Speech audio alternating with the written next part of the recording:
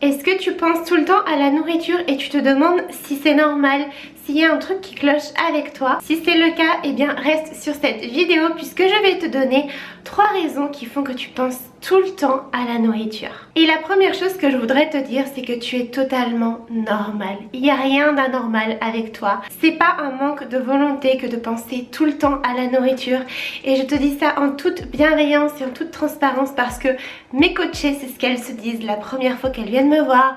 Elles pensent qu'elles sont anormales, qu'il y a un truc qui cloche avec elles, que c'est un manque de volonté, que comme elles n'arrivent pas à assez bien contrôler leur alimentation, eh bien elles craquent, elles pensent tout le temps à la nourriture et du coup elles ressassent ça, elles ont des pensées très négatives vis-à-vis d'elles-mêmes, vis-à-vis de la nourriture, alors qu'en fait il n'y a absolument pas lieu d'être. Du coup j'en viens maintenant aux 3 raisons qui font qu'aujourd'hui tu penses tout le temps à la nourriture. Donc quand je dis penser tout le temps à la nourriture, c'est vraiment y penser du matin au soir.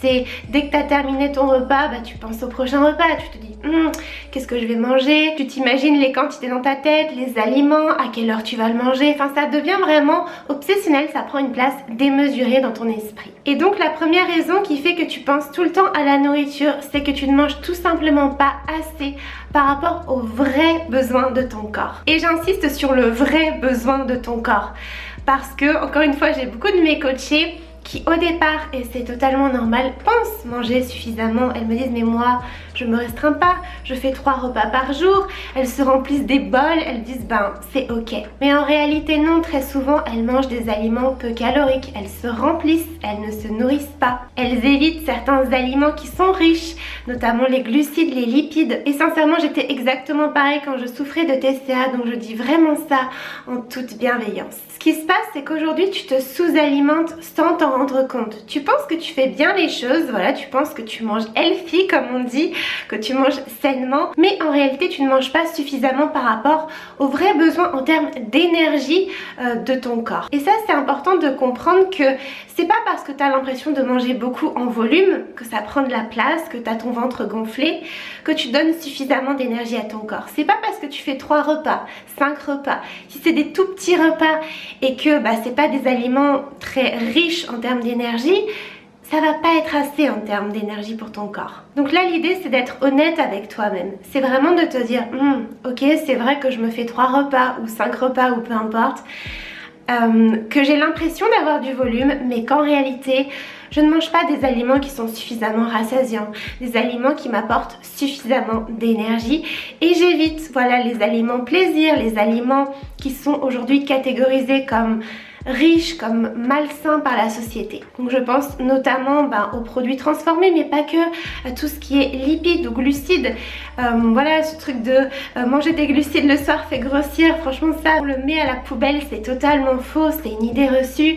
Et les lipides souvent les personnes en ont peur parce qu'elles savent que c'est calorique. Mais tu sais le cerveau c'est l'organe le plus gras de ton corps. Donc si tu lui donnes pas de gras, eh bien il peut pas bien fonctionner. Et ça tu t'en rends pas compte, voilà, toi t'as pas conscience de tout ça. Mais je peux t'assurer que pour avoir guéri de troubles alimentaires, depuis que je redonne des glucides et des lipides à mon corps et à mon cerveau, je vois la différence en termes d'énergie, je vois que je suis plus concentrée et ça n'a absolument rien à voir. Et ça ne le prends pas comme une mauvaise nouvelle, ne te dis pas oh mon dieu, va falloir que je mange plus, je vais grossir, etc. Pas du tout.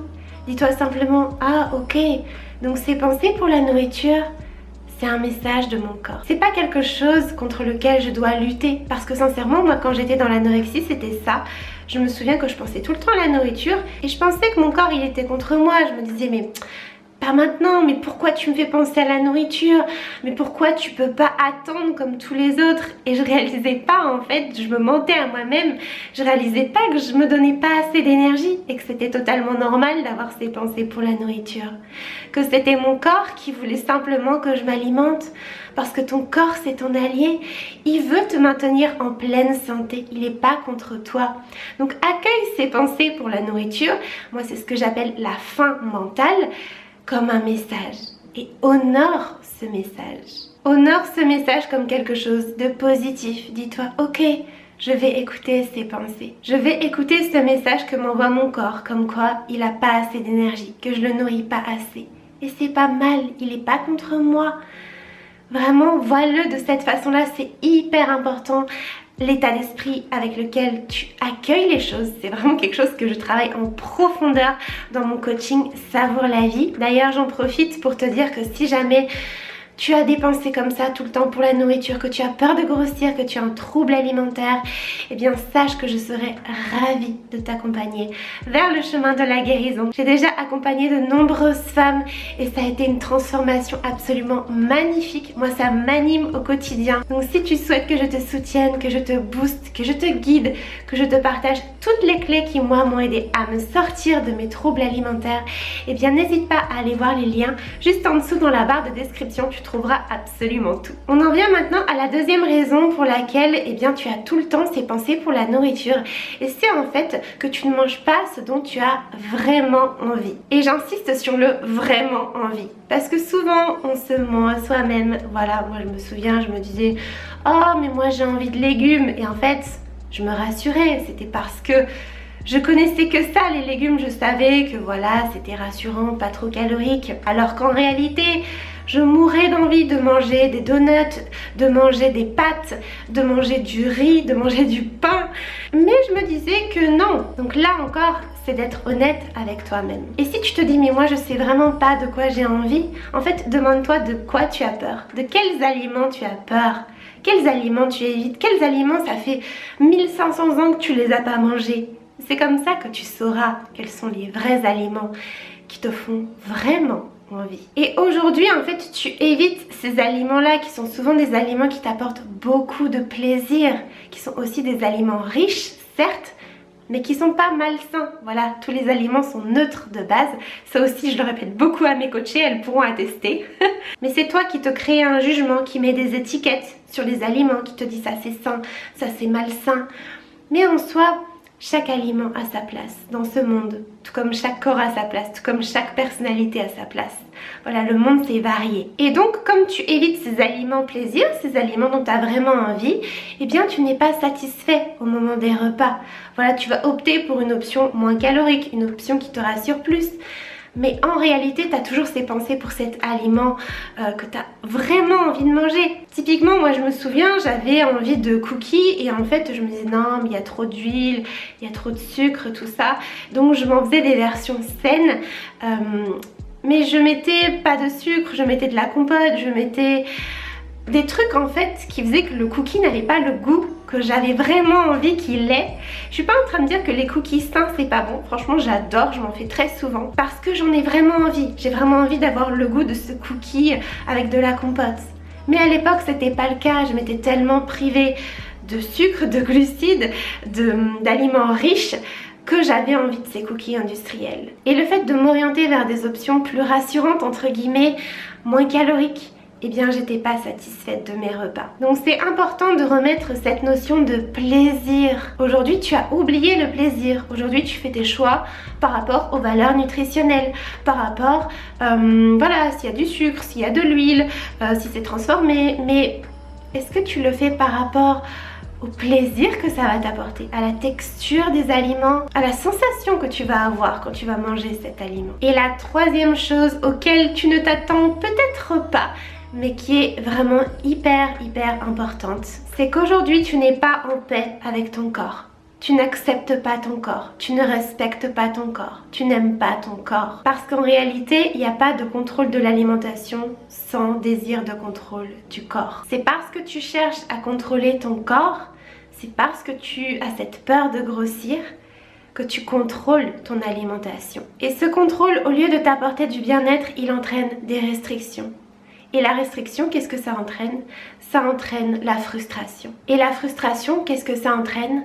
Ça entraîne des déséquilibres sur le long terme. C'est justement parce que tu cherches à contrôler ton corps, mais pas que, parce que si tu t'en rends compte, ce contrôle que tu exerces sur ton corps, qui se répercute sur ton alimentation, ça se répercute aussi sur tous les aspects de ta vie. Voilà, le sport, les sorties, enfin tu contrôles toute ta vie au millimètre près. Et ça ne te fait pas du tout du bien, on est d'accord. Et il y a une phrase que j'ai sortie comme ça il n'y a pas longtemps lors d'une interview et elle a beaucoup résonné en moi, donc j'espère qu'elle pourra aussi résonner en toi. Et attention, ça va peut-être faire fumer ton cerveau, c'est de te dire que en fait aujourd'hui c'est le contrôle qui te contrôle. Ce n'est pas toi qui contrôle le contrôle. Alors oui, je sais, ça fait un petit peu fumer les neurones là-haut, mais ce que j'essaie de te dire, c'est que plus tu cherches à contrôler, moins tu as le contrôle en fait. Plus tu te dis il faut que je contrôle, plus tu es susceptible de perdre le contrôle et tu vois que c'est exactement ce qui se passe. Plus tu contrôles, plus tu perds le contrôle, plus rien ne va en fait. Parce que tu n'accueilles pas les choses comme elles viennent, tu es très rigide, tu n'es pas assez flexible avec toi-même. Et pour en revenir à cette notion du corps, d'acceptation de son corps, c'est hyper important d'arriver à s'accepter, à prendre conscience que ton corps, il sera là toute ta vie. Que ton corps, tu peux pas le changer, c'est pas comme une voiture, allez hop on la change, non, il est là. Donc autant faire équipe avec lui, autant apprendre à le respecter, à le connaître. Moi je vois vraiment la relation au corps comme une relation humaine. Traite ton corps comme si tu traitais quelqu'un qui t'est cher, parce que tu vas passer toute ta vie avec ton corps. Donc vraiment c'est important. Et le but c'est pas de te dire il faut que j'aime mon corps, il faut à tout prix que je lui donne plein d'amour. Non, c'est pas comme ça. C'est vraiment apprendre à le connaître. Comme si tu faisais la connaissance de quelqu'un. Parce que c'est vraiment ça, moi pendant ma guérison, j'ai fait connaissance avec mon corps. Et c'était une très belle rencontre. Et le but c'est pas de te dire il est pas comme je veux qu'il soit. Détache-toi de tes attentes vis-à-vis de ton corps, tout comme tu pourrais avoir des attentes vis-à-vis des autres. Tu peux pas changer les autres comme ça. Ne cherche pas dans un premier temps à changer ton corps. Cherche d'abord à le comprendre, à comprendre ce qu'il aime moins, ses forces, ses faiblesses. Dialogue avec lui, voilà. Ouvre-toi à la discussion avant de te dire direct il est pas comme je veux qu'il soit, il faut qu'il soit comme ça, comme ça, comme ça. Parce qu'en plus souvent, bien ces pensées-là, elles viennent pas de toi, elles viennent de la pression sociale, des injonctions de la société qui nous montrent un certain type de corps. Et du coup tu te dis que il faut que tu aies ce corps-là, que tu seras heureux ou heureuse quand tu auras, je sais pas, le ventre plat. Pour moi, être en paix avec son corps, c'est vraiment apprendre à le connaître, apprendre à l'accepter. Ne rejette pas cette partie de toi parce que oui, ton corps, c'est une partie de toi. Et tu sais, ton corps n'est pas le problème. Ton corps, il fonctionne très bien. Encore une fois, je reviens au début de ma vidéo. Voilà tout ce qui se passe là aujourd'hui dans ta tête. C'est normal, ton corps il fonctionne très bien. C'est juste toi qui as des pensées négatives vis-à-vis de tout ça. C'est toi qui interprètes ce qui se passe comme étant pas normal, comme étant pas bien, comme étant pas beau. Et tout ça, je le travaille en profondeur en coaching. C'est hyper important de changer ton rapport au corps, de changer ton rapport aux choses. Et c'est comme ça que tu vas trouver ce beau chemin de la guérison. Dis-moi en commentaire si ces conseils ont pu t'aider. Moi, je te fais plein de gros bisous et surtout, savure la vie.